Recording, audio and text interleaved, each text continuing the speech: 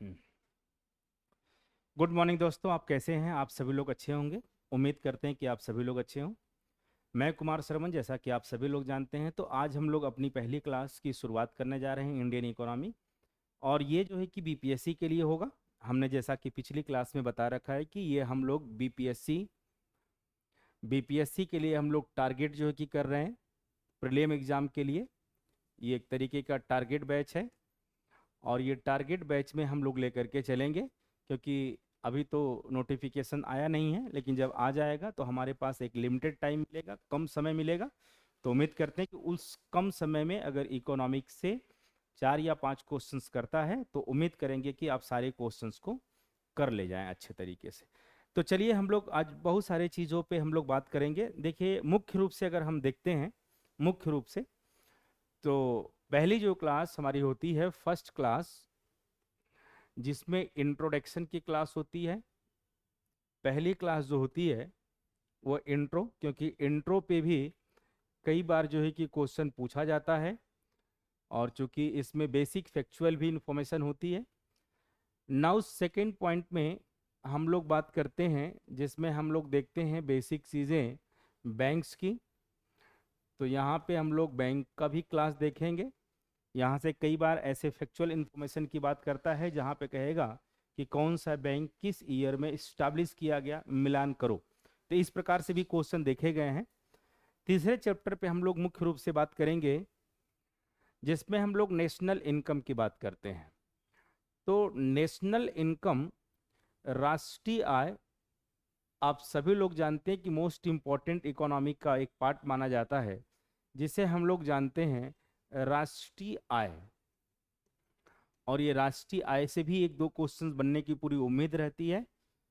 Fourth number पे हम लोग बात करेंगे अनएम्प्लॉयमेंट की। तो अनएम्प्लॉयमेंट की हम लोग बात करेंगे, बेरोजगारी की बात करेंगे हम लोग।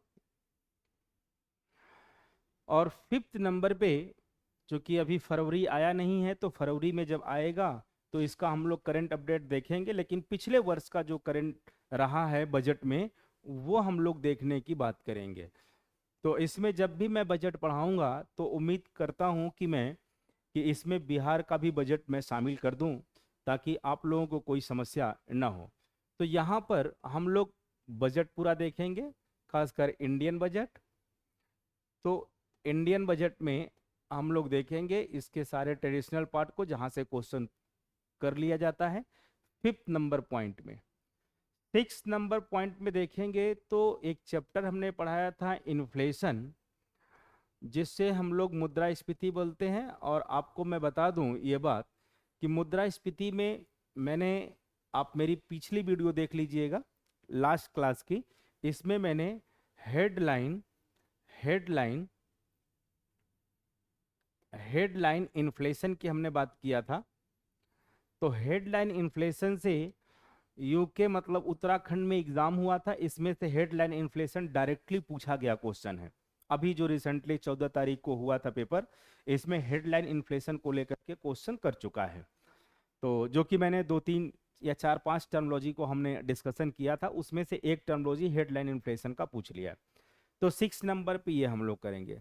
7वें नंबर पे हम लोग करेंगे कि money market money market and capital market के विषय में हम लोग जानने का प्रयास करेंगे, जिसे मुद्रा बाजार और पूंजी बाजार जाना जाता है। इसे एक्चुअल में फाइनेंशियल मार्केट भी कहा जाता है, तो इसे हम लोग फाइनेंशियल मार्केट के नाम से भी जानते हैं। तो फाइनेंशियल मार्केट जो है कि money market and capital market के रूप में इसे जाना जाता है। तो 7वां नंबर पे हम लोग इस पे बात करेंगे। 8वें नंबर पे हम लोग बात करेंगे एग्रीकल्चर सेक्टर को लेकर के। और 9th नंबर पे हम लोग बात करेंगे इंडस्ट्री सेक्टर को लेकर के। इंडस्ट्री सेक्टर, जिसमें हम लोग देखते हैं कि फर्स्ट औद्योगिक नीति कब बनी थी, सेकंड औद्योगिक नीति कब बनी थी, थर्ड औद्योगिक नीति कब बनी थी, क्या लक्ष्य रखे गए थे। ये सारे जिक्र हम लोग जो है कि 9th वाले चैप्टर्स में हम लोग करेंगे। इसके बाद हमारे पास, सभी लोग जानते हैं, 10th चैप्टर पे हम लोग जो बात करेंगे वह टैक्स पे बात करेंगे या टैक्स सिस्टम पे हम लोग बात करेंगे। और टैक्स में हम लोग दोनों प्रकार के टैक्स के विषय में बात करेंगे, एक जिसको हम लोग डायरेक्ट टैक्स बोलते हैं और दूसरा जो है कि इनडायरेक्ट टैक्स जिसे कहा जाता है। इनडायरेक्ट टैक्स जिसे कहते हैं, खासकर हम लोग ज़्यादातर फोकस करेंगे इस पर जीएसटी को लेकर के। जीएसटी से संबंधित जितने भी बेसिक नॉलेज है, बेसिक क्वेश्चन जो किए जाते हैं, और इसमें कौन कौन से आर्टिकल संविधान से जुड़ा हुआ है, कौन कौन सा इसमें आर्टिकल इससे जुड़ा हुआ है, और जीएसटी द्वारा जो डेटा कलेक्ट किया गया है और इससे प्रभाव क्या हो सकता है, ये सारी बातें हम लोग यहाँ पर देखने का प्रयास करेंगे।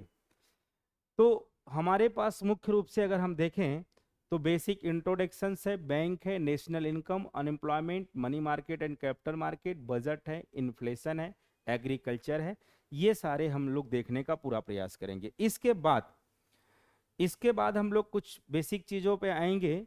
जैसे आप सभी लोग जानते हैं कि रैंकिंग का एक दो क्वेश्चंस यहाँ से होता है रैंकिंग का, तो रैंकिंग के हम लोग आंकड़े पढ़ लेंगे, इसमें सारे रैंकिंग के आंकड़े पढ़ लेंगे। जैसे आप सभी लोग जानते हो कि HDI, GDI, GEM, HPI 1 और 2, ठीक है। इसके बाद जो है कि हम लोग इसमें देखते हैं HPI 1 और 2 की बात करते हैं, मल्टी डायमेंशनल पॉवर्टी इंडेक्स या इसे MPI भी कहते हैं, इसको हम लोग देख लेंगे। तो इस तरीके से एजुकेशन सेक्टर में हमारा क्या है, हंगर इंडेक्स में क्या है, तो हम कॉम्पिटिटिव वाले में हमारा रैंकिंग क्या है, तो ये सारे रैंकिंग की हम लोग बात करेंगे, क्योंकि यहाँ से भी क्वेश्चन रैंक में तो एक क्वेश्चन निश्चित तौर पर होता ही होता है, इसमें आप नहीं ना कर सकते हैं, ठीक है ना। तो आइए हम लोग इन सारे चीज़ों पे बात करेंगे। तो हम लोगों ने देखा टैक्सेशन सिस्टम पे, देखा डायरेक्ट एंड इनडायरेक्ट, और जीएसटी पे देखा, और इसके बाद हम लोग पूरा का पूरा रैंकिंग को लेकर के चलेंगे। इसके बाद जो मिसलिनियस है, कुछ जो है कि विविध प्रकार के कोई चीज़ होंगी, जैसे हम लोग बात करेंगे यहाँ पर FDI की बात करेंगे, प्रत्यक्ष विदेशी निवेश, प्रत्यक्ष विदेशी निवेश की बात करेंगे, विदेशी निवेश की बात करेंगे, विदेशी निवेश की बात करेंगे हम लोग। और इससे संबंधित हम लोग डेटा देखेंगे कि भारत किस देश के साथ ज़्यादा एक्सपोर्ट कर रहा है, या फिर कौन सा विदेश से हम लोग ज़्यादातर आयात कर रहे हैं, और फिर इससे संबंधित कौन कौन सी वस्तु का कर रहे हैं, कौन सी वस्तु का हम लोग देखेंगे कर रहे हैं। तो ये सारे एक प्रकार के डेटा जो है कि आपके एग्जाम में, अगर आप 1-2 साल से एग्जाम या 2-4-5 साल से अगर एग्जाम की तैयारी आप कर रहे होंगे, तो आप इससे वाकिफ होंगे कि आखिर यहाँ से क्वेश्चन होता है या नहीं होता है, तो आपको अपने आप से आंसर मिल जाएगा कि सर बिल्कुल यहाँ से क्वेश्चन होता है। तो आइए हम लोग अब शुरुआत करेंगे इस प्रकार से, कुछ कोर एरिया में जाके हम लोग ताकि बात करेंगे, ताकि हमें ये बात बहुत अच्छी तरीके से समझ में आ जाए। तो आज हम पहली बातें जो करने जा रहे हैं वो आज इंट्रो क्लास पे करेंगे, और ये हमारी लगातार क्लासेस चलेंगी, और 10 से लेकर के 12 चैप्टर पे हम लगातार बात करेंगे। और उम्मीद करता हूँ कि आप लोगों को यूट्यूब पे ही सारे चैप्टर्स को मैं पढ़ा दूँ, ताकि आप जब एग्ज़ाम देने के जाएं आप, तो आपको काफ़ी यहाँ से लाभ मिल सके। चलिए हम लोग शुरुआत करते हैं अपना फर्स्ट क्लास, जो है कि इंट्रोडक्शन की क्लास हम लोग शुरू करने जा रहे हैं। तो हमारी पहली क्लास जो है कि इंट्रोडक्शंस की होगी, तो इंट्रो की क्लास होगी, इंट्रोडक्शन की क्लास होगी। एक सामान्य परिचय की होगी, सामान्य परिचय की क्लास होगी। मार्कर अगर दिख रहा होगा तो ठीक है, नहीं तो मैं दूसरा मार्कर यूज करूंगा और यहां से मैं आपको बताने की बात करूंगा। इंट्रोडक्शन, इंट्रोडक्शन की पहली क्लास है। यहां से भी कई बार बेसिक रूप में क्वेश्चन किए जाते हैं, तो याद रखिएगा सभी लोग। तो जब हम इंट्रोडक्शन क्लास में बात करते हैं तो हमारे सामने ये दो वाक्य आते हैं। एक पहला वाक्य जो कि इंग्लिश में लिखा होता है कि सर इकोनॉमिक्स क्या होता है, जिसे हम लोग हिंदी में इसे अर्थशास्त्र कहते हैं, अर्थशास्त्र कहते हैं। पहला वाक्य ये होता है। दूसरा वाक्य इकोनॉमी किसे कहते हैं? इकोनॉमी, इकोनॉमी जिसे अर्थव्यवस्था कहा जाता है। अर्थव्यवस्था, देखने में ये बात सामान्य है, लेकिन इसको समझना बहुत ही आवश्यक हो जाता है कि अर्थशास्त्र क्या किसे कहते हैं और अर्थव्यवस्था किसे कहते हैं। तो दोनों बात को आप लोग गौर से समझने का प्रयास करिएगा कि जब भी हम अर्थशास्त्र की बात करते हैं, जब भी हम लोग अर्थशास्त्र की बात करते हैं, अर्थशास्त्र की बात करते हैं, इसे हम लोग इकोनॉमिक्स कहते हैं। इकोनॉमिक्स यह एक प्रकार का सिद्धांतिक पक्ष होता है, सैद्धांतिक होता है। एक प्रकार से ये जो है थ्योरी होता है, एक सिद्धांत होता है। सिद्धांत की जब भी मैं बात करूंगा तो आप सिद्धांत का मतलब ऐसा होना चाहिए, जहां पे चाहिए शब्द लग जाता है तो हम ये बात कहते हैं कि ऐसा होना चाहिए, वैसा होना चाहिए, इस प्रकार से होना चाहिए। तो ये सारी मूलभूत जो बातें होती हैं, ये सिद्धांत की बात होती है। होना या न होना ये अलग हो जाता है, लेकिन जब ऐसा होना चाहिए तो हम लोग बोलते हैं कि सर ये आप सिद्धांत की बातें कर रहे हैं। तो जो अर्थशास्त्र होता है एक सिद्धांत पक्ष को दर्शाता है कि ऐसी हमारी अर्थव्यवस्था होनी चाहिए, ऐसा हमारा सिद्धांत कहता है। तो इसे हम लोग अर्थशास्त्र के नाम से आते हैं। देखिए, दो वाक्य इसमें शामिल हैं। अगर मैं इन दोनों वाक्यों को अलग अलग कर दूं तो हम एक जगह देख पाते हैं सभी लोग इको जैसा शब्द का प्रयोग किया गया है, और दूसरे जगह हम लोग देखते हैं तो नॉमिक्स शब्द का प्रयोग किया गया है। नॉमिक्स का अर्थ ये होता है, इंग्लिश में इसे स्टडी कहते हैं और हिंदी में इसे अध्ययन कहते हैं। लेकिन वहीं पर जब हम लोग इको की बात करते हैं, इको का सामान्य अर्थ होता है वेल्थ, और वेल्थ को हम लोग धन से इंडिकेट करते हैं। और यहाँ पे अगर वेल्थ की बात किया जाए तो हम लोग ये कह सकते हैं कि सर रिसोर्सेस से इसका संबंध होता है, अर्थात हम लोग इसको संसाधनों से जोड़ के देखते हैं। अब आप आसानी से ये बात बता सकते हैं कि सर संसाधनों का अध्ययन करना या धन का अध्ययन करना, आप कहीं से भी इसको आप ले सकते हैं। सर धन का अध्ययन करना या संसाधनों का अध्ययन करना ही इकोनॉमिक्स कहलाता है। तो अगर आपसे कोई जानने का जिज्ञासा रखता है कि इकोनॉमिक्स किसको कहते हैं, तो आप बोलिएगा संसाधनों के अध्ययन को ही इकोनॉमिक्स कहा जाता है, या धन के अध्ययन को ही इकोनॉमिक्स कहा जाता है। तो इसके डेफिनेशन में अगर हम देख पाते हैं तो हम डेफिनेशन साथ में लिख देते हैं कि आप बोल सकते हो इकोनॉमिक्स इज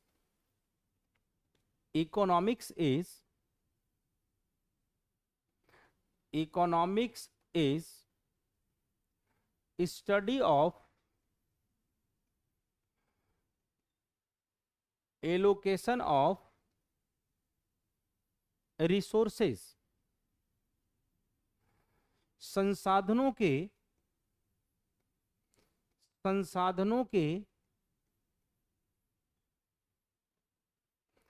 अध्ययन को या आवंटन के अध्ययन को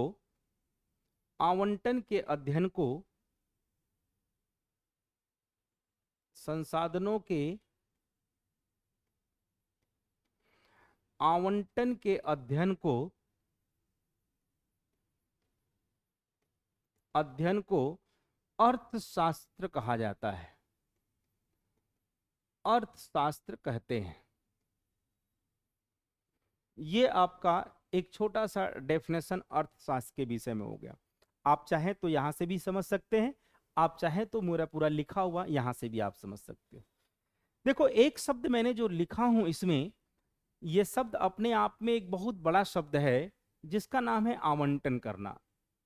आवंटन, अब इस आवंटन को जरा समझते हैं तो मैं आपको बताना चाहता हूं कि हमारी जो अर्थव्यवस्था में जो हमारी अर्थव्यवस्था में सबसे बड़ी समस्या अगर देखा जाए तो सबसे बड़ी समस्या अगर कोई है तो वह है आवंटन करना। आवंटन करना, इसको एलोकेशन भी बोल सकते हैं या इसको वितरण करना। वितरण करना मतलब डिस्ट्रीब्यूशन करना। यह हमारी इकोनॉमी की सबसे बड़ी समस्या है। अब आपको समस्या को बहुत आसानी और एकदम बेसिक भाषा में मैं आपको समझाने का प्रयास करूंगा कि आखिर ये वितरण की समस्या क्यों है भारत में। कैसे हम कह सकते हैं कि सर वितरण की बहुत ज्यादा समस्या है। अब आप देखो, मान लो हमने कहा कि मान लो कोई सरकार है और सरकार ने एक बहुमत की सरकार, एक विपक्ष की सरकार है। मैंने ऐसे माना कि एक मान लो कि हमने कहा कि बहुमत की सरकार है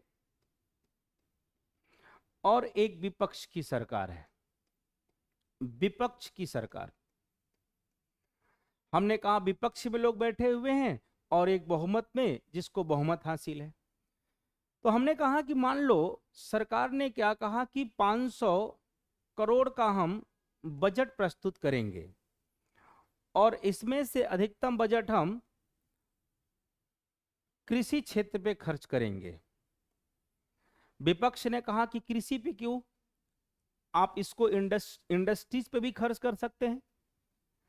तो इसमें जो बहुमत की सरकार उसने बताया कि अगर हम इसमें से 300 करोड़ अगर हम एग्रीकल्चर पे खर्च करते हैं तो इससे हमारा उत्पादन जो है कि बढ़ेगा, उत्पादन में वृद्धि होगा। ये विपक्ष, ये ऐसा बहुमत सरकार का कहना, उत्पादन बढ़ेगा और उत्पादन बढ़ने पर हमारे यहाँ एम्प्लॉयमेंट भी बढ़ेगा और एम्प्लॉयमेंट बढ़ने पर प्रत्येक व्यक्ति की इनकम भी बढ़ेगी, ऐसा बहुमत दलों का कहना है।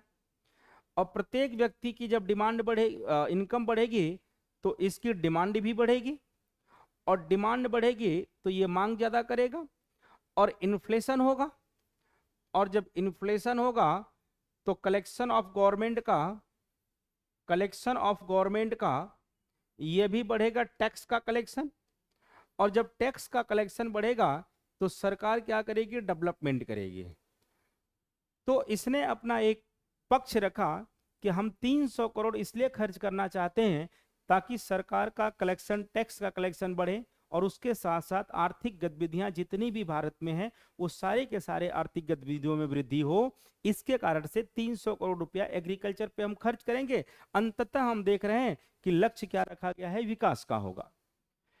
लेकिन मान लिया हमने कि अब मान लो कि बहुमत दल में बीजेपी थी, ऐसा मैं मान के कुछ समय में चल रहा हूं और हमने कहा कि बाद में पार्टी जो है कि मान लो कांग्रेस की बन गई। कांग्रेस ने कहा कि आपने 300 करोड़ खर्च कृषि पे किए थे, हम 300 करोड़ जो बजट का खर्च होगा यह हम इंडस्ट्री सेक्टर पे करूंगा।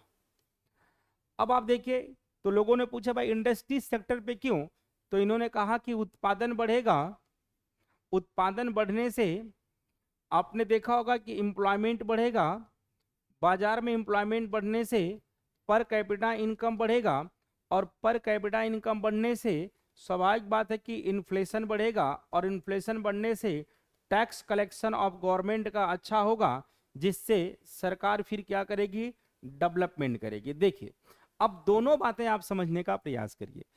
कांग्रेस भी अपने पूरे सिद्धांत में या पूरा लक्ष्य में अंततः वो अंत बिंदु पर जो आ रहा है वो विकास पे आ रहा है।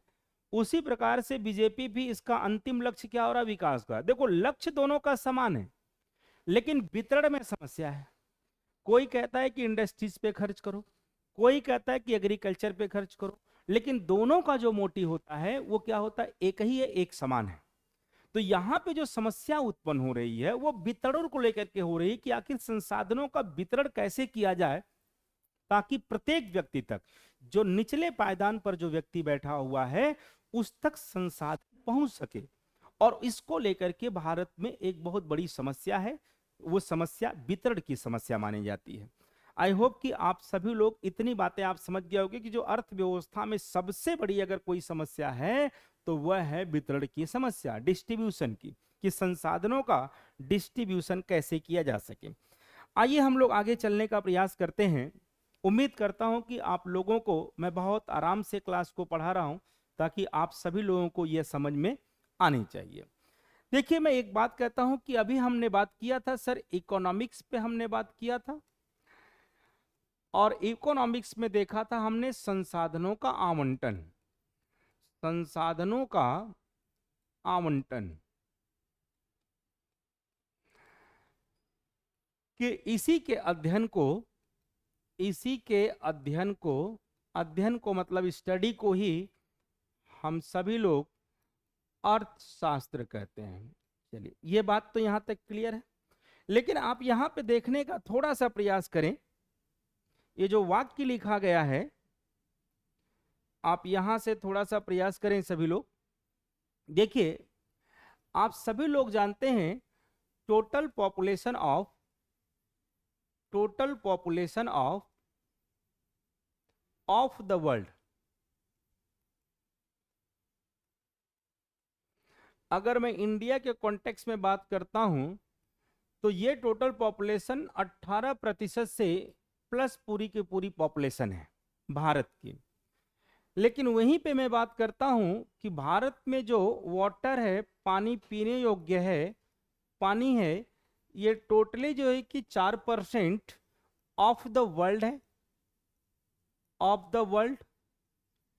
इंडिया के कॉन्टेक्स्ट में मैं इसकी बात कर रहा हूं, ऑफ द वर्ल्ड 4% है। लेकिन वहीं पे आप बात करेंगे सभी लोग, भारत में जो लैंड एरिया है, लैंड एरिया है, जो भूमि का क्षेत्र है, जो भूमि का क्षेत्रफल है, वो भी योग्य क्षेत्रफल of the world, of the world अगर देखा जाए तो ये 2.4% है। ये पूरे विश्व में भारत की इतनी हिस्सेदारी है। लेकिन वहीं पर अगर हम लोग बात करते हैं कि बायोडायवर्सिटी अप्रोक्स जो है कि 6 से लेकर के 7% जो है कि जैव विविधता है भारत में। भारत में जैव विविधता ये 6 से लेकर के 7% भारत में जैव विविधता है। लेकिन यहीं पे हम लोग बात करें तो भारत में जो फॉरेस्ट है वह लगभग 21.28% जो है कि फॉरेस्ट पाया जाता है। इन आंकड़ों को देखने के बाद एक बात हमें बहुत अच्छी तरीके से समझ में आ रही है कि हमारे देश की जो जनसंख्या ऑफ द वर्ल्ड है वह हमारे पास 18% है। लेकिन वहीं पे आप देखोगे जो भूमि का क्षेत्रफल है पूरे विश्व में भारत का, वह 2.4% है। इन दोनों आंकड़े को देखने के बाद आप इस प्रकार से समझ सकते हो कि सर, कि टोटल जो पॉपुलेशन है, total population of the world अगर इंडिया के कॉन्टेक्स्ट में देखते हैं तो 18% से प्लस है। लेकिन वहीं पर हम देखते हैं कि जो लैंड एरिया है ये 2.4% है, ऑफ द वर्ल्ड है। तो क्या इस आंकड़े को देखने के बाद यह संभव हो सकता है क्या कि प्रत्येक व्यक्ति को घर मिलना संभव हो सकता है? तो आप बोलोगे सर नहीं, क्योंकि आप देख सकते हैं कि हमारे पास लैंड का जो रिसोर्स है, संसाधन है, वो 2.4% है। लेकिन हमारा बढ़ता हुआ जो जनसंख्या का आंकड़े ये बताता है कि 18% है। तो ऐसे में क्या प्रत्येक व्यक्ति को घर मिल सकता है? तो आप कहोगे सर प्रत्येक व्यक्ति को घर मिलना संभव नहीं है। तो ऐसे में आप 2 पॉइंट को देख सकते हैं। हम ये कह सकते हैं कि हमारे भारत में जो संसाधन है वह एक प्रकार से लिमिटेड है, सीमित है, स्केर्स है। लेकिन वहीं पर मानव की जो आवश्यकताएं हैं, नीड्स हैं, आवश्यकताएं, वो आवश्यकताएं जो हैं वो असीमित है। और इसी असीमित आवश्यकताओं को या सीमित संसाधनों को कैसे जो है कि संसाधनों का डिवीजन किया जाए ताकि संसाधन प्रत्येक व्यक्ति तक पहुंच सके। तो ये जो संसाधन हमारे पास सीमित संसाधन है, संसाधन इसको कैसे इसका डिस्ट्रीब्यूशन हो, कैसे इसका डिस्ट्रीब्यूशन हो ताकि प्रत्येक व्यक्ति तक संसाधन की पहुंच हो, संसाधन की पहुंच हो।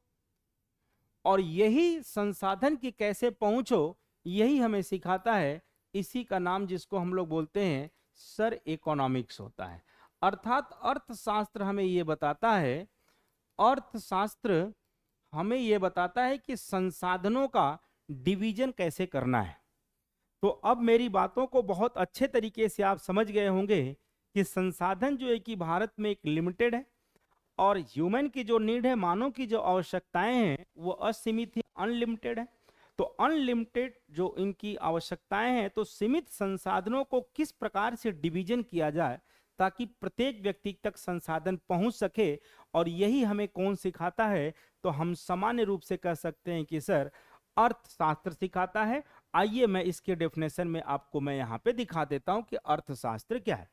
तो अर्थशास्त्र, economics is the study of allocation अर्थात डिस्ट्रीब्यूशन ऑफ द रिसोर्सेज, संसाधनों का आवंटन कैसे किया जाए, और यही हमें अर्थशास्त्र सिखाता है। उम्मीद करते हैं इस आंकड़े को देखने के बाद आप आसानी से तय कर सकते हैं कि सर बिल्कुल ये बात करेक्ट है कि अर्थशास्त्र हमें क्या बताता है। तो उम्मीद करते हैं कि सभी लोगों को ये टॉपिक अर्थशास्त्र का जो डेफिनेशन है ये अच्छे तरीके से सबको समझ में आ गया होगा। तो चलिए हम लोग अब आगे बात करते हैं, आगे हम लोग बात करेंगे। हाँ, अब आगे हम लोग बात करते हैं कि सर अर्थशास्त्र की दो शाखाएं होती हैं। तो अर्थशास्त्र की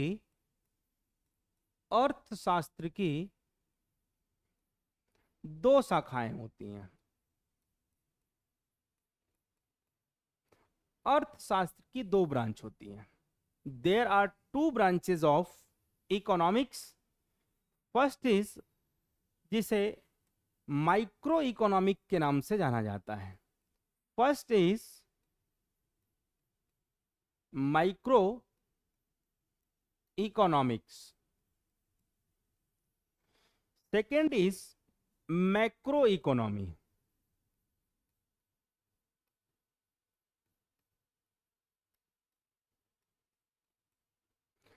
जिसे समष्टि अर्थशास्त्र हिंदी में बोलते हैं, समष्टि अर्थशास्त्र,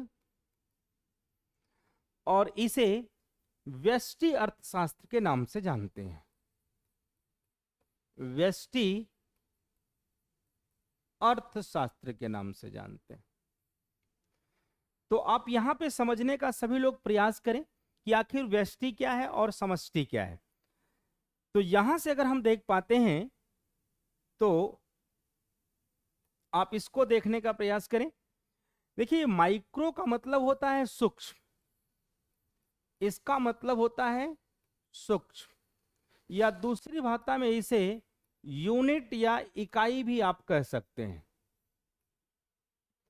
इसका मतलब कि जहां पर एक इकाई की बात हो, एक इकाई की बात हो, जैसे एक कंपनी,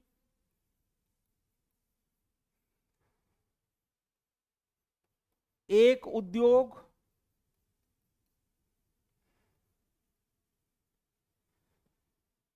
और एक परिवार। जहां पे एक शब्द लग गया, इसका मतलब ये सारी गतिविधियां किसको बताती हैं? माइक्रो इकोनॉमी को प्रेजेंट करती हैं। इसलिए कहा जाता है कि it is present a unit, यह एक इकाई को प्रदर्शित करती हैं। इसका मतलब जितनी भी गतिविधियां होती हैं इकोनॉमी में, गतिविधियां, उन गतिविधियों को यह प्रस्तुत करता है।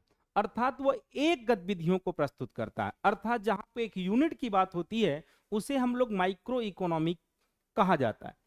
यहां पर एक बहुत महत्वपूर्ण टॉपिक समझना है कि सर यहां पर जितने भी एंटिटी होती हैं वो सेपरेट होती हैं, एक दूसरे से बिल्कुल सेपरेट होती हैं, एक दूसरे से अलग होती हैं।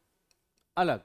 अलग का मतलब ये हो गया कि अगर हमने कहा कि सर अगर मान लो एक उद्योग बंद हो गया तो क्या इसे किसी परिवार पर ज्यादा इफेक्ट पड़ेगा, तो आप बोलोगे सर नहीं। कोई कंपनी बंद हो गया तो क्या एक परिवार पर बहुत ज्यादा इफेक्ट पड़ेगा, तो आप बोलोगे सर नहीं। तो इसका मतलब यहां पर प्रत्येक एंटिटी एक सेपरेट अवस्था में होती है। अगर कोई भी एक एंटिटी बंद हो जाता है तो दूसरे एंटिटी पे इसका प्रभाव नहीं पड़ता है। लेकिन वही बात अगर मैं करूं समष्टि अर्थशास्त्र की, तो यह आप कह सकते हैं it is present present whole economy. यह होल इकोनॉमी को, जिसे समग्र अर्थव्यवस्था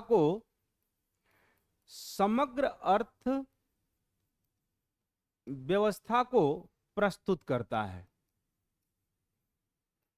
तो यहां पर हम लोग जो अध्ययन करते हैं वो समग्र अर्थव्यवस्था का अध्ययन हम लोग करते हैं, किसी एक यूनिट की हम अध्ययन की बात नहीं करते हैं। जैसे हमने कहा कि सर नेशनल इनकम, राष्ट्रीय आय, तो आपने कहा सर ये कोई एक इकाई की बात नहीं हो रही है बल्कि ये पूरे देश की इकोनॉमी की बात हो रही है। हमने कहा इन्फ्लेशन, तो आपने कहा सर इन्फ्लेशन किसी एक व्यक्ति के लिए नहीं है बल्कि पूरे देश के लिए है। कहा अनएम्प्लॉयमेंट, तो आपने कहा सर अनएम्प्लॉयमेंट किसी एक व्यक्ति के लिए नहीं है, पूरे भारत के लिए अनएम्प्लॉयमेंट किया जाता है। जैसे आपने कहा बीओपी और BOT, balance of payment, balance of trade, तो ये पूरे भारत की अर्थव्यवस्था को दर्शाता है, न कि किसी एंटिटी को दर्शाता है। तो यहां पर प्रत्येक एंटिटी एक दूसरे के ऊपर निर्भर होती हैं। अगर हमने कहा कि नेशनल इनकम में कोई समस्या होती है तो इनडायरेक्टली अनएम्प्लॉयमेंट जनरेट हो जाएगा। अगर हमने कहा कि इन्फ्लेशन में किसी प्रकार की समस्या होती है तो पूरी इकोनॉमिक इससे प्रभावित हो सकती है। इसलिए यहां पर प्रत्येक एंटिटी जो होती है वो आपस में जुड़ी होती है, एक दूसरे के ऊपर डायरेक्टली इफेक्ट करती हैं। तो इसलिए इस बात को सभी लोगों को ध्यान रखना, और हमें जो हमारे कोर्स में जो पढ़ना है वो हम लोग मैक्रो इकोनॉमी को पढ़ते हैं, ना कि माइक्रो इकोनॉमी को। तो हमारा जो सिलेबस का मुद्दा है वो मैक्रो इकोनॉमी का मुद्दा है, न कि माइक्रो इकोनॉमी का मुद्दा है। तो आई होप कि सभी लोगों को इतनी बातें समझ में आ गया होगा। तो आइए हम लोग बेसिक कुछ चीजें सीखते हैं जो आपके एग्जाम में कई बार पूछा जाता है। जैसे हमने कहा फादर ऑफ इकोनॉमिक्स, तो शुरुआत में इसे कौटिल्य को जाना जाता था, जिसे हम लोग चाणक्य कहते हैं, और इनकी फेमस बुक का ही नाम इकोनॉमिक्स था। इनके बुक्स का नाम जो था वह इकोनॉमिक्स ही था। लेकिन वहीं पर जब हम इसकी बात करते हैं कि फादर ऑफ मॉडर्न इकोनॉमिक्स,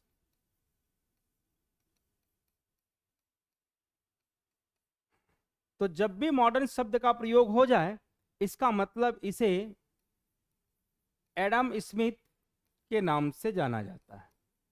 अर्थात एडम स्मिथ को फादर ऑफ मॉडर्न इकोनॉमिक्स कहा जाता है। अब एडम स्मिथ जो है ये बहुत बड़ा सपोर्टर थे कैपिटलिस्ट इकोनॉमी को, कैपिटलिस्ट इकोनॉमी के। तो ये पूंजीवादी अर्थव्यवस्था के सपोर्टर थे। पूंजीवादी अर्थव्यवस्था के नाम से भी इन्हें जाना जाता है। इसका मतलब कभी ये पूछ दे कि फादर ऑफ कैपिटलिस्ट इकोनॉमी किसे कहा जाता है, तो आप एडम स्मिथ को ही मार के चलिएगा सभी लोग। फादर ऑफ कैपिटलिस्ट इकोनॉमी, तो इन्हें हम लोग एडम स्मिथ के नाम से ही जानते हैं। और एडम स्मिथ की प्रमुख 3 बुकें हैं। इनकी प्रमुख रूप से 3 बुक्स हैं। जो कि इंपॉर्टेंट मानी जाती है। पहली बुक का नाम है जिसे वेल्थ ऑफ नेशन कहा जाता है, 1776 में उन्होंने लिखा था। दूसरा, economics is the moral sentiment, और तीसरी बुक का नाम है economics is the science of wealth. तो इनकी ये तीन प्रमुख बुकें हैं जो कि economics is the science of wealth को इन्होंने डिफाइन किया था, बाकी बुकें आप देख सकते हैं। तो इनके हर थ्योरी में लगभग आपको ये बुकों में दिख रहा है वेल्थ की बात किए हैं, और यहाँ पे भी वेल्थ की बात करते हैं, इसलिए इन्हें कैपिटलिस्ट इकोनॉमिक के नाम से भी जाना जाता है। ये ज्यादातर सपोर्टर जो कि किसके थे, एडम स्मिथ, तो कैपिटलिस्ट इकोनॉमी को ज्यादा सपोर्ट करते थे। आइए, जब हम लोग बात करते हैं फादर ऑफ इंडियन इकोनॉमिक की बात करते हैं, तो जब हम लोग फादर ऑफ इंडियन इकोनॉमी की बात करते हैं, हम लोग इकोनॉमिक्स की जब बात करते हैं तो इसमें नाम आता है अमर्त्य सेन जी का। अमर्त्य सेन जी ने वेलफेयर नेशन की थ्योरी दिया था। इन्होंने वेलफेयर नेशन इनकी बुक का नाम है, कल्याणकारी राज्य की बात की विषय में बात बोलते हैं, और इसलिए 1998 में इन्हें नोबेल पुरस्कार मिला, और 1999 में इन्हें भारत रत्न से सम्मानित किया गया। तो यह महत्वपूर्ण बन सकता है कि किसको नोबेल पुरस्कार मिला था, तो इनकी बुक का नाम वेलफेयर नेशन है। तो आप लोग थोड़ा सा इसको ध्यान रखिएगा, ऐसे चीजें पूछी जाती हैं। और एक फैक्ट के आधार पर मैं आपको बताना चाहूंगा कि जब हम लोग भारत की इकोनॉमी की बात करते हैं तो हम लोग देखते हैं कि 1991 से पहले 1991 से पहले जो भारत की अर्थव्यवस्था थी, भारत की अर्थव्यवस्था ये एक बंद अर्थव्यवस्था के रूप में थी, बंद अर्थव्यवस्था के रूप में थी। बंद अर्थव्यवस्था का अर्थ होता है कि ऐसी इकोनॉमी जहां कोई अनुमति नहीं होती है, कोई अनुमति नहीं होती है सरकार की कि एक्सपोर्ट किया जा सके या इंपोर्ट किया जा सके। तो ना तो निर्यात की और ना ही आयात की, यहां पे किसी प्रकार का ना तो आयात आप कर सकते हैं और ना ही जो है कि निर्यात कर सकते हैं बाहरी देशों के साथ में। ऐसी अर्थव्यवस्था को बंद अर्थव्यवस्था के रूप में जाना जाता है। और यह क्वेश्चन कई बार पूछा गया है कि बंद अर्थव्यवस्था क्या होता है, तो सामान्य अर्थों में बताइएगा। बंद अर्थव्यवस्था एक ऐसी अर्थव्यवस्था होती है जहां पे सरकार की कोई भी अनुमति एक्सपोर्ट और इंपोर्ट करने की नहीं होती है। ऐसी अर्थव्यवस्था को बंद अर्थव्यवस्था के रूप में जाने जाते हैं। आपको पता है कि हमारे देश के अर्थशास्त्री इकोनॉमिक्स भी रहे हैं, जिसका नाम है डॉक्टर मनमोहन। तो डॉक्टर मनमोहन सिंह आईएमएफ से अपने यहां विकास के लिए उधार लेने के लिए या लोन लेने के लिए आईएमएफ के पास गए, लेकिन दरअसल आईएमएफ से लोन नहीं मिल पाया। आईएमएफ क्या होता है, इंटरनेशनल मॉनेटरी फंड जिसको कहा जाता है। तो इंटरनेशनल मॉनेटरी फंड इसे कहा जाता है, इंटरनेशनल मॉनेटरी फंड। 1945 में इसको बनाया गया था, और ये क्या करता है कि आर्थिक सुधार की बात करता है, आर्थिक सुधार की बात करता है, इकोनॉमिक रिफॉर्म्स की बात करता है। तो अब आप देखिएगा जरा ध्यान से, अगर आपसे पूछे कि इकोनॉमिक रिफॉर्म्स के लिए अंतरराष्ट्रीय संगठन कौन सा है, तो आईएमएफ मार दीजिएगा। लेकिन इकोनॉमिक डेवलपमेंट के लिए अगर बात किया जाए, इकोनॉमी डेवलपमेंट की अगर बात किया जाए, तो ये वर्ल्ड बैंक होता है। तो आर्थिक विकास के लिए वर्ल्ड बैंक है, आर्थिक विकास के लिए वर्ल्ड बैंक है, विश्व बैंक, और आर्थिक रिफॉर्म्स के लिए आईएमएफ है।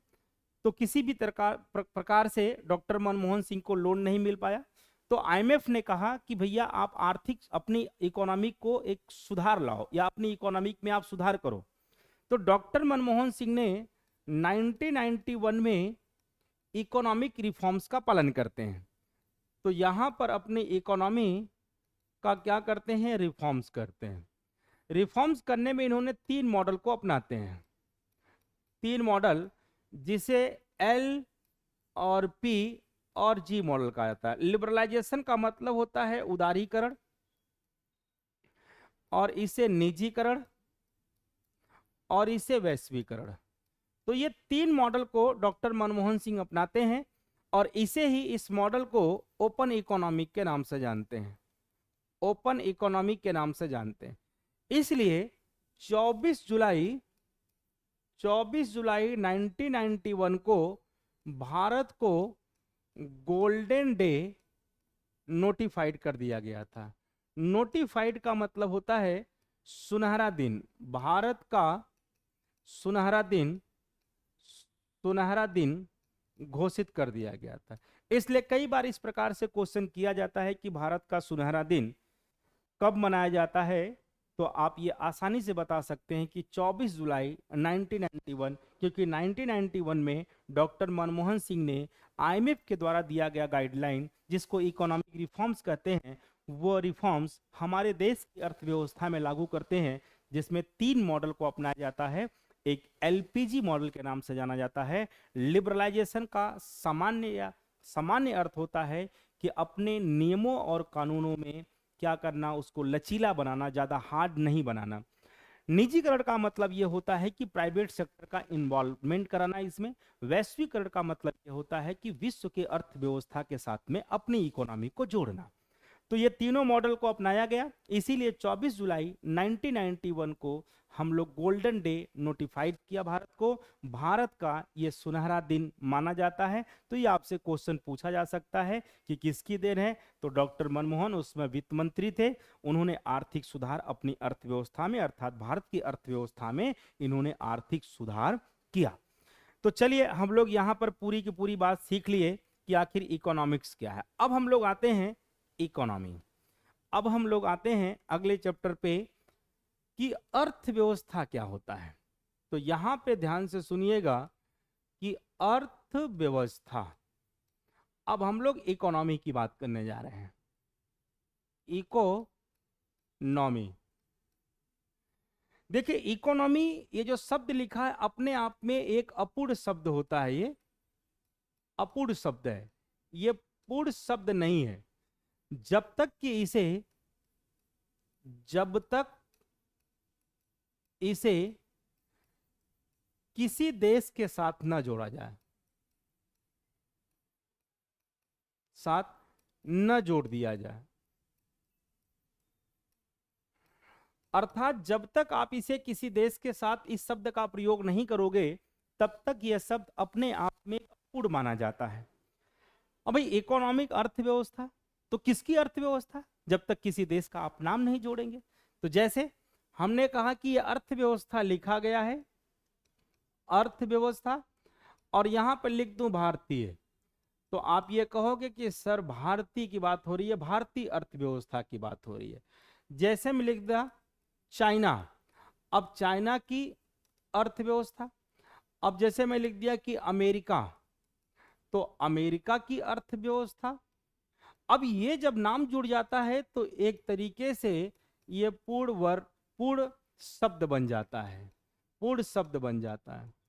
तो इकोनॉमी अपने आप में अपूर्ण शब्द होता है जब तक कि किसी देश के साथ इसको जोड़ करके न देखा जाए। Is it clear? तो जब हम अर्थव्यवस्था की बात कर रहे हैं तो आप इन पहलुओं पे ध्यान रखें सभी लोग। अभी हम लोगों ने देखा कि सर एक होता है इकोनॉमिक्स, इकोनॉमिक्स और इकोनॉमिक्स में हमने कहा दो शब्द को तोड़ के बनता है, एक इको और दूसरा जो है कि नॉमिक्स। नॉमिक्स का मतलब होता है स्टडी करना और इको का मतलब हमने कहा था कि सर वेल्थ होता है, धन होता है। और धन को हमने जोड़ दिया था, इसको हमने रिसोर्सेस से अर्थात संसाधनों से। तो हमने कहा था कि संसाधनों का अध्ययन करना ही क्या कहलाता है, इकोनॉमिक्स कहलाता है। बड़ी अच्छी बात है। लेकिन आप 2 मिनट के लिए सोच के देखें कि अर्थव्यवस्था जब लिखते हम लोग हैं, अर्थव्यवस्था इसको इंग्लिश में इकोनॉमी कहा जाता है।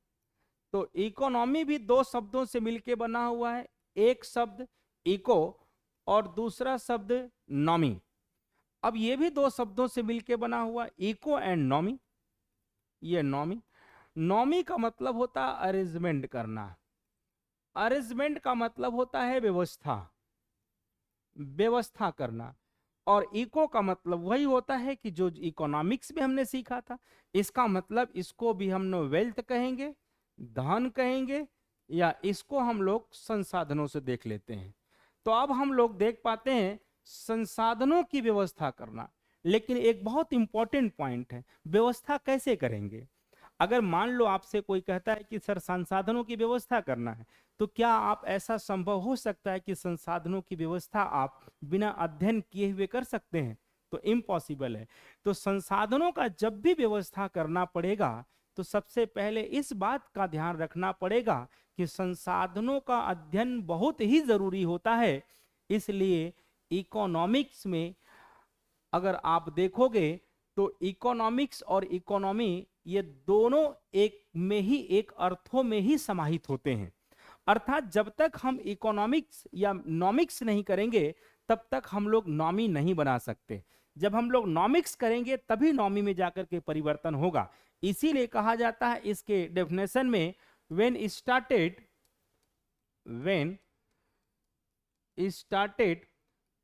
A new economy activities by using economics. तो जब अर्थशास्त्र का प्रयोग करके, जब अर्थशास्त्र का प्रयोग करके नई आर्थिक गतिविधियां शुरू की जाती हैं तो उसे अर्थव्यवस्था के नाम से जानते हैं, अर्थव्यवस्था कहते हैं। इस प्रकार से अर्थात अर्थव्यवस्था जब हम किस शब्द का प्रयोग कर रहे हैं, जो इकोनॉमिक्स, अर्थात इकोनॉमिक्स का प्रयोग करके जब हम लोग इकोनॉमी करते हैं, नॉमी करते हैं, एक व्यवस्था करते हैं, तो इसे ही हम लोग इकोनॉमी कहते हैं। अर्थात जब हम लोग अर्थशास्त्र का प्रयोग करके नई आर्थिक गतिविधियों का क्या करते हैं, शुरुआत करते हैं, तो उसे हम लोग अर्थव्यवस्था के नाम से जानते हैं। तो आई होप कि आप लोग इतना समझ गए होंगे कि इकोनॉमी अगर करना है, अर्थव्यवस्था करना है, तो किसका सहारा लेना पड़ेगा, हमें इकोनॉमिक्स का सहारा लेना पड़ेगा। क्योंकि विदाउट स्टडी, विदाउट अध्ययन हम कभी भी व्यवस्था नहीं कर सकते हैं। तो चलें हम लोग यहाँ पे ध्यान देते हैं कि ये आर्थिक गतिविधियां क्या हैं। तो जब भी हम लोग आर्थिक गतिविधियों की बात करते हैं,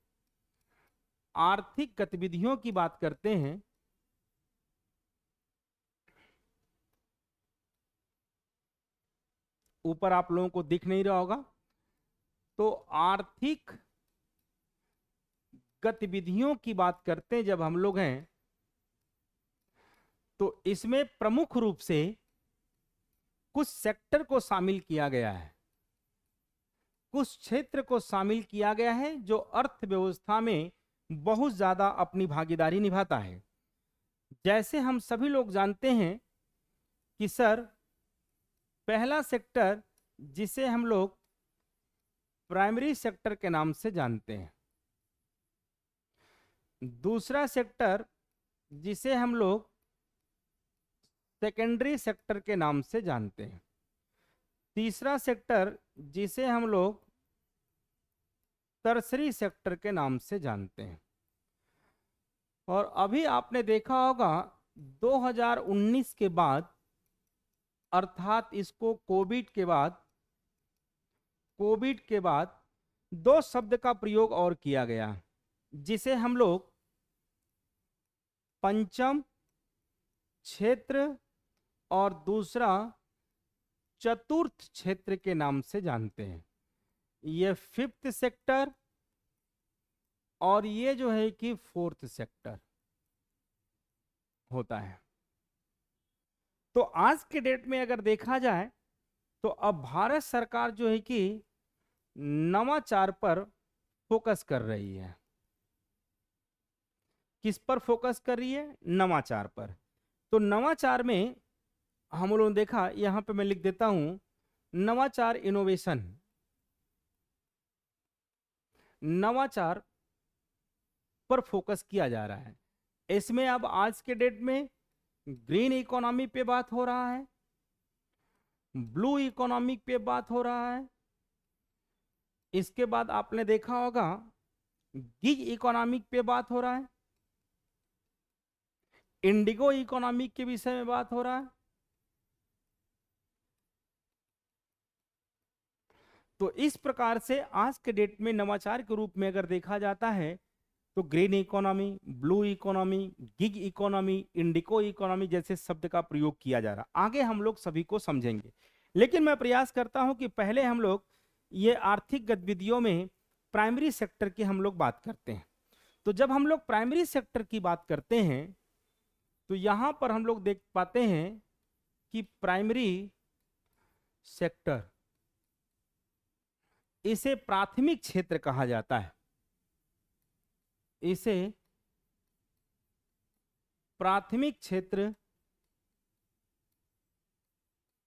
कहा जाता है। पहली बात, प्राइमरी सेक्टर का संबंध जो होता है, इसका जो रिलेशन होता है प्राथमिक उत्पादनों से होता है।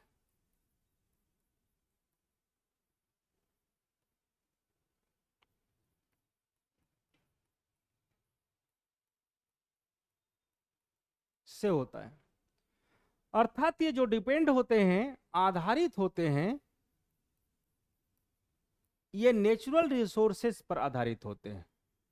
नेचुरल रिसोर्सेस, प्राकृतिक संसाधनों पर आधारित होते हैं। प्राकृतिक संसाधनों पर आधारित होते हैं।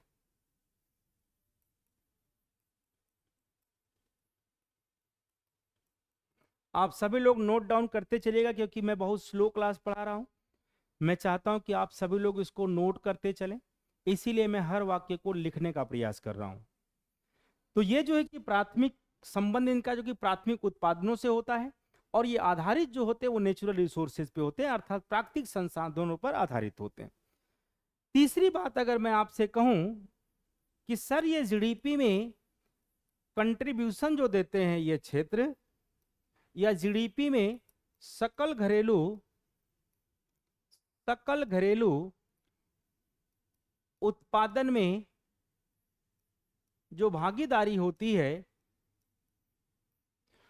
वह 17.32% होती है। इसका मतलब अप्रोक्स अगर देखें तो आप ये कह सकते हैं कि सर लगभग 20% जो है कि ये प्राइमरी सेक्टर हमारे जीडीपी में कंट्रीब्यूशन करता है। लेकिन वहीं पे अगर हम बात करें कि सर यहां पर जॉब क्रिएशन जो होता है, जॉब क्रिएशन अर्थात जिसको हम लोग रोजगार जानते हैं, तो लगभग सर ये 48.28% होता है। अप्रोक्स मान के चलें तो हम ये कह सकते हैं कि सर ये सेक्टर अकेला ही 50% तक रोजगार प्रोवाइड करता है। और आप अगर देखेंगे तो कोविड 19 के समय एकमात्र सेक्टर ये रहा है, एकमात्र सेक्टर, एकमात्र क्षेत्र जिसने 3.5% ग्रोथ रेट दिया था।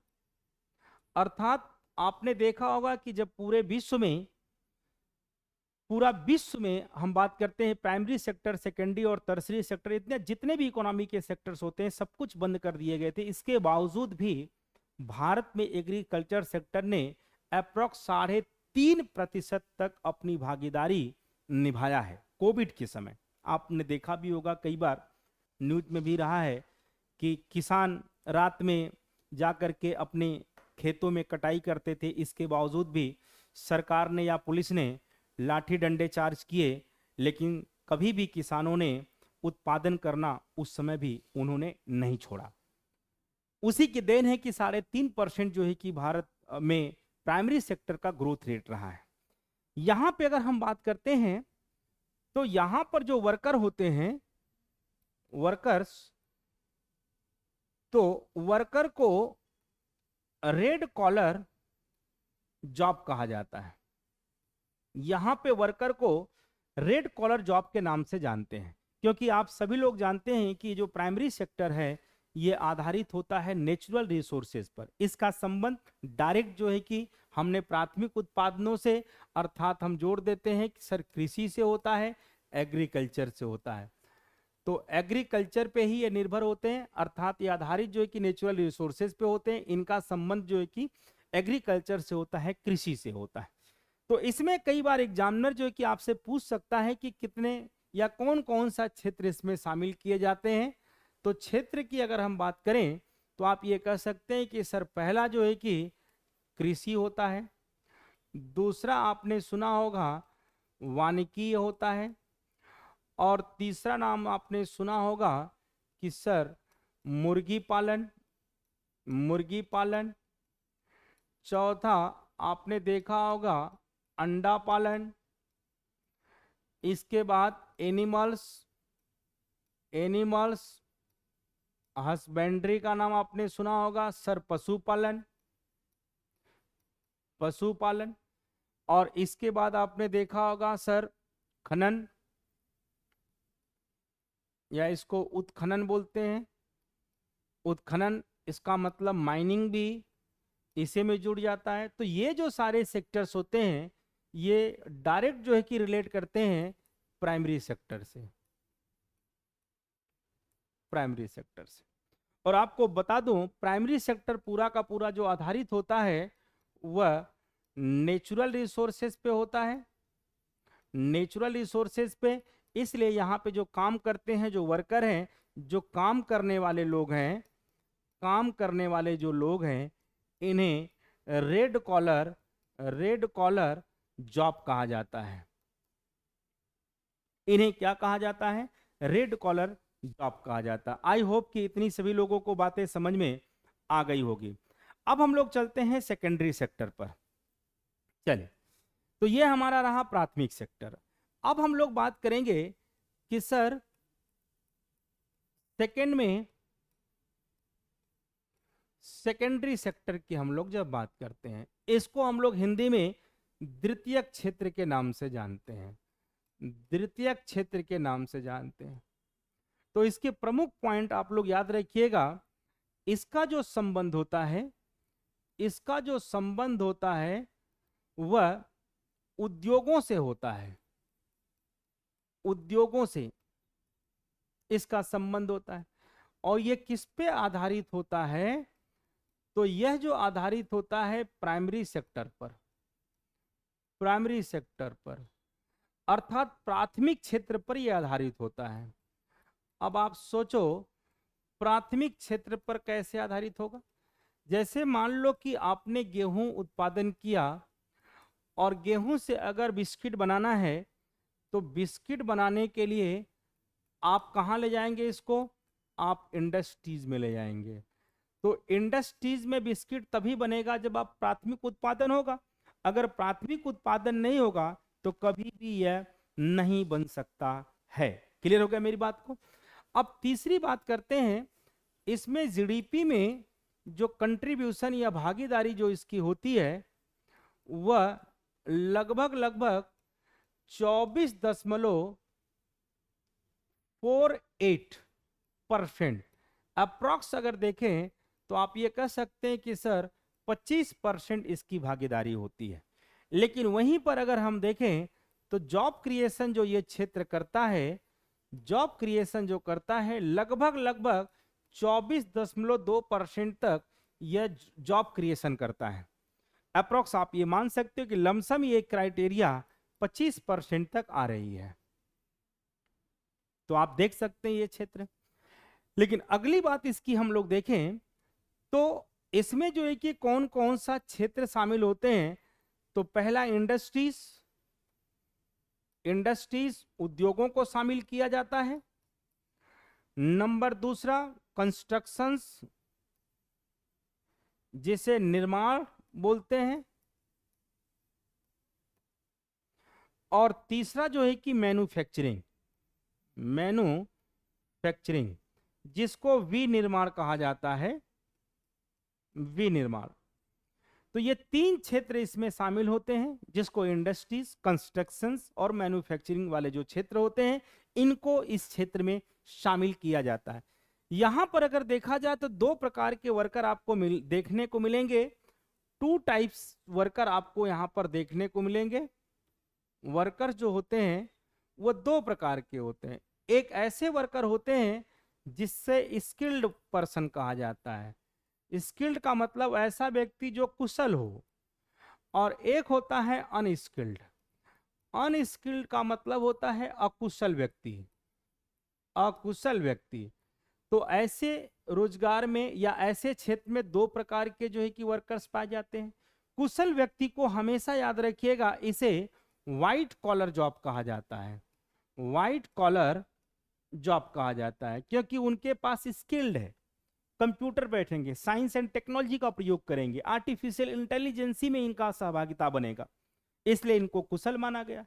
और ये कुशल माना गया इसलिए इनको व्हाइट कॉलर जॉब कहा जाता है। जैसे कि एग्रीकल्चर में हमने समझाया कि एग्रीकल्चर में रेड कॉलर जॉब कहा जाता है, क्योंकि पूरा का पूरा जो है कि नेचुरल रिसोर्सेज पे जिस वर्ष बरसात अच्छा होगा उस वर्ष आपका उत्पादन अच्छा होगा, जिस वर्ष उत्पादन नहीं होगा उस वर्ष लोग माइग्रेट होकर के शहरों की तरफ मूव कर जाएंगे, जिसमें एक बहुत बड़ा खाद्यान्नों की समस्या एग्रीकल्चर में देखने को मिल सकता है।